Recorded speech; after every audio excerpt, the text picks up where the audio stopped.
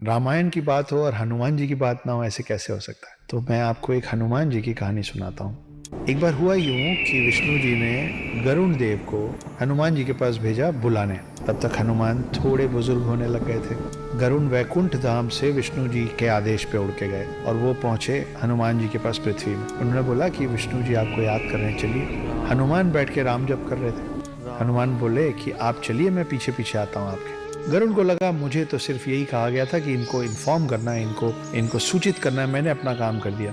फिर भी गरुड़ को लगा कि अब ये बूढ़े हो रहे हैं, इनको मैं ले चलूंगा तो इनके लिए रास्ता आसान हो जाएगा। गरुड़ को इस बात का बहुत गुमान हो गया था, बहुत अहंकार हो गया था कि गरुड़ से तेज और कोई नहीं उड़ सकता। तो गरुड़ ने बोला कि आप थोड़े बुजुर्ग हो रहे हैं, आइए आपको मैं अपने साथ ले चलता हूँ, मुझ पे बैठ जाइए। हनुमान जी ने फिर से कहा कि मैं अभी अपना जाप खत्म करूंगा, उसके बाद आऊंगा, आप चलिए मैं आता हूँ।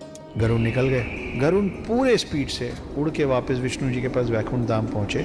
मगर वहां पहुंच के वो देखते क्या है, वो देखते हैं कि ऑलरेडी हनुमान जी बैठे हुए हैं विष्णु जी के पाँव के पास।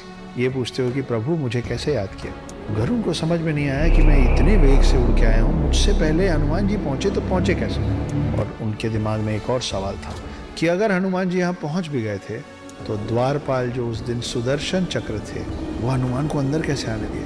सुदर्शन चक्र ने हनुमान को विष्णु जी के पास आने से रोका क्यों नहीं। तो खोज शुरू हुई कि सुदर्शन चक्र है कहाँ, द्वारपाल सुदर्शन चक्र अगर द्वार पे नहीं है तो गया कहाँ। विष्णु जी मुस्कुराए और हनुमान जी बोले, हे हनुमान, कहाँ है मेरा सुदर्शन।